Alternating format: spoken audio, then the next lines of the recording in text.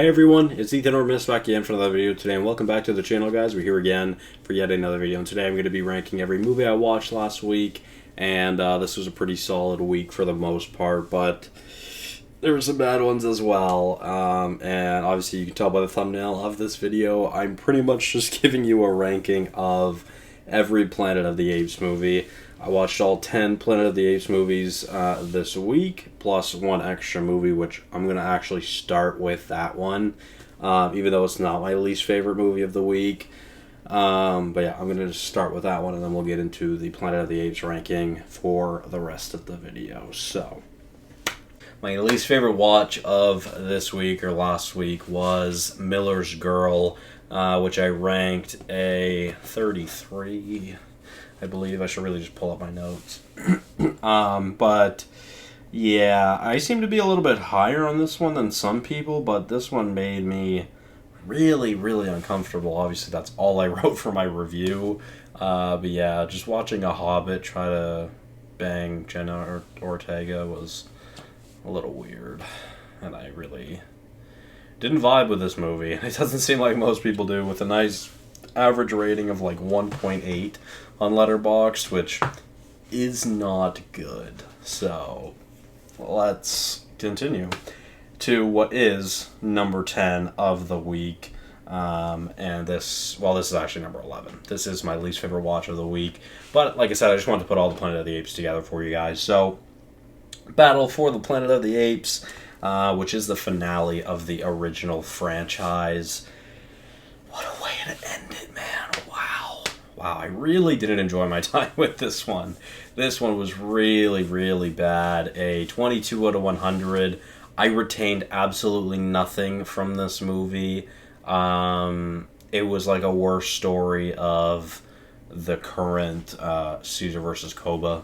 Well, not the current, I guess, but the new trilogy. And yeah, just did not enjoy this movie whatsoever.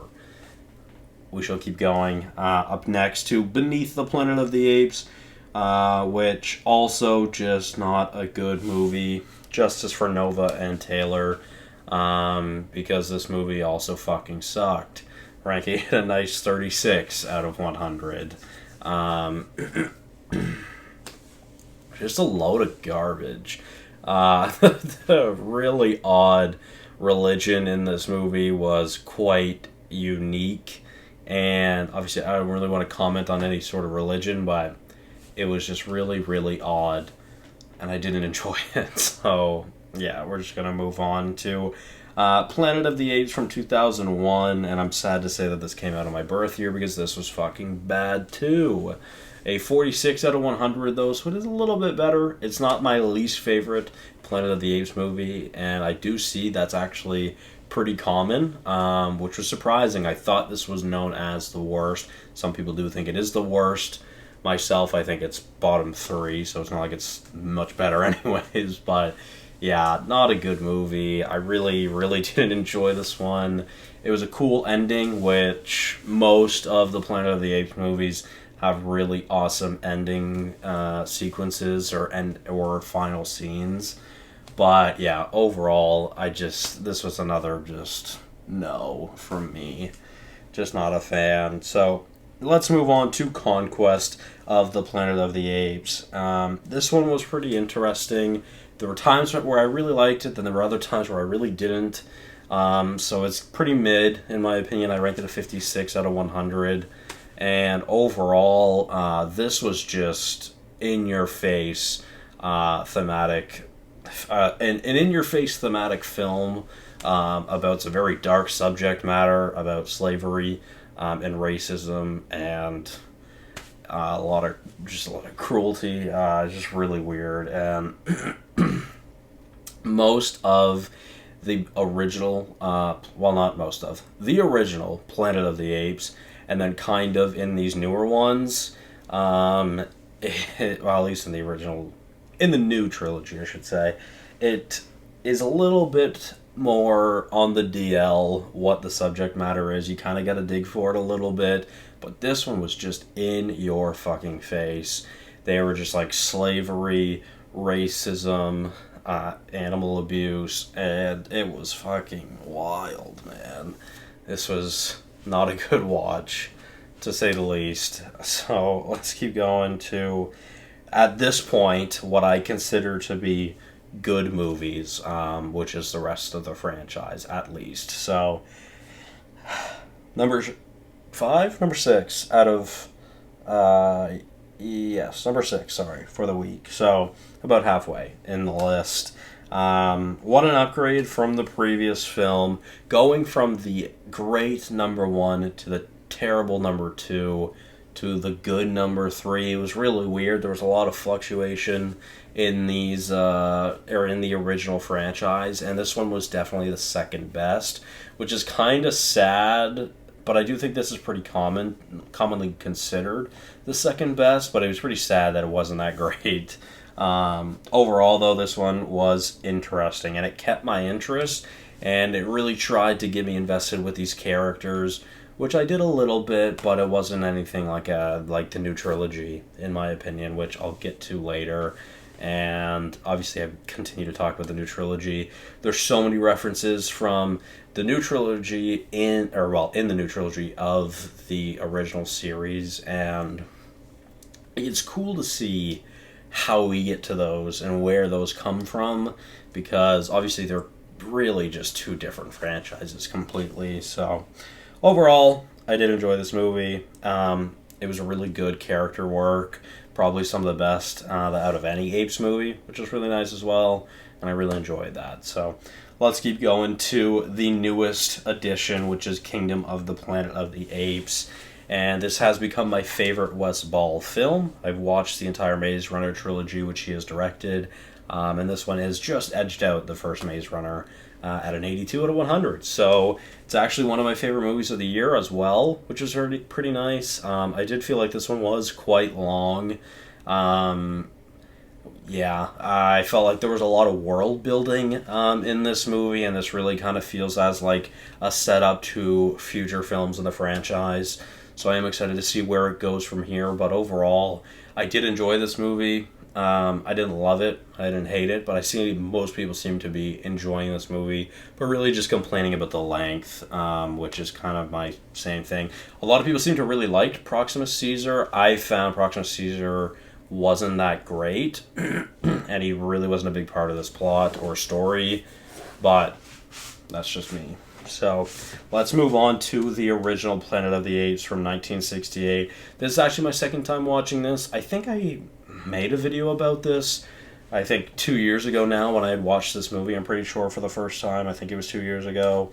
I ranked it a 79 out of 100. My mom and I had just randomly talked about this movie, and I ended up watching it, and I enjoyed it.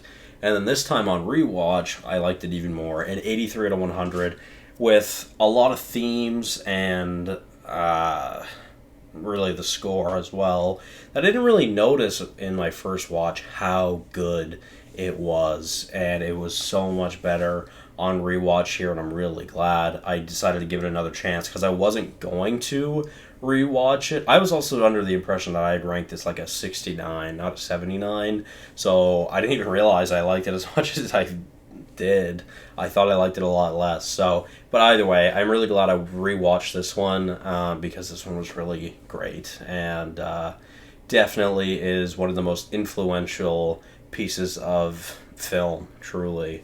So, with that being said, let's move on to what is my top 3 of the week, all 3 of them being the original, or not the original, sorry, the new trilogy, which is, well, I say new, goes back 13 years at this point, but nonetheless, Rise of the Planet of the Apes. I absolutely love this movie. I love this entire trilogy very, very much. This is one of my highest rated trilogies, actually, fun fact, and my least favorite is the first, at an 88 out of 100, so obviously pretty damn great. It's really cool seeing the technology in this movie as well, especially because it's very different than the previous franchise. It is obviously really crazy going from the real humans and actors using, real prosthetics or whatever to actually build like an ape suit or an ape costume. And the motion capture and the technology in this new trilogy is absolutely amazing, and it literally just gets better with each film. That is definitely something that is true. It just gets better with each film. So yeah, overall, I've really enjoyed this. The defining moment of this movie is, of course, one of the greatest. Just when Caesar first speaks, it's felt and it's amazing, man. It's so good. This actually went up quite a lot, I believe. I think I raised this from like an 83 to an 88. I didn't write it here, but yeah, some of the coolest scenes in fiction are in this trilogy as well. So, with that being said, we'll move on to my number 2, which is Dawn of the Planet of the Apes. And I see a lot of people mixed with Dawn and War as their favorites, but overall, Dawn and War absolutely benefited the most from Matt Reeves, because Matt Reeves is a tremendous fucking filmmaker, and I wish we had more Planet of the Apes with Matt Reeves, because he concluded Caesar's story and this trilogy amazingly. And I know I'm not even talking about War yet, so let me roll back a little bit. We'll go back to Dawn. Koba riding a horse with 2 LMGs is one of the coolest and most badass shots in all of cinema. That's a fact. Koba is a tremendous villain. Caesar is an amazing protagonist as well, and I love the mix and differences between these two characters because they're so similar and so different. And the growth that Caesar goes through in this movie is really, really great. And this movie is awesome. A roller coaster of emotion, a truly thrilling score, and very thrilling scenes with tremendous cinematography as well for a 93 out of 100. This is actually... oh, never mind. That's wrong. But I didn't change the rank for this movie, which it's still a 93 out of 100 for myself, because I really, really love this movie. So, up next, my number 1 of the week, which is my favorite of the Planet of the Apes franchise, War for the Planet of the Apes, which I ranked a 97 out of 100. This rank also did not change, so stayed at that 97. Honestly, I really need to watch these movies more, especially this trilogy, because they are so damn good, and in my opinion, the trilogy just gets better with each movie, and this one is tremendous. And like I said, that Matt Reeves touch is really, really great. Clearly, Matt Reeves and Michael Giacchino work well together. Obviously, you can see that. Matt Reeves is really just becoming one of my favorite directors, and the combo between Michael Giacchino and Matt Reeves is immensely amazing because they are so good together and they make such beautiful things. Because the score in this one is the best in the trilogy. Honestly, I wouldn't say it's the best in the franchise. That original score for the original Planet of the Apes is truly something special. But man, the absolutely amazing CGI and practical effects and motion capture in this movie is truly fucking special. It's absolutely amazing. This movie is beautiful to look at. I don't think it's the nicest in the franchise. Obviously, Kingdom just came out. That one is the most beautiful for sure. But Caesar has really just cemented himself as one of my favorite characters in fiction because he is amazing, and his story could not have ended in a better way. And Matt Reeves made me cry 2 to 3 times in this movie. Like, I genuinely cried at one point, and then I really teared up at 2 other points. So I love this movie. I love this trilogy. I really like this franchise, although most of them aren't really revisitable in my opinion. Really only a handful. So yeah, anyways, let me know your guys' thoughts on your favorite Planet of the Apes movies. Thank you all so much for watching. Hopefully you did enjoy, and I'll see you guys in the next one. Bye-bye.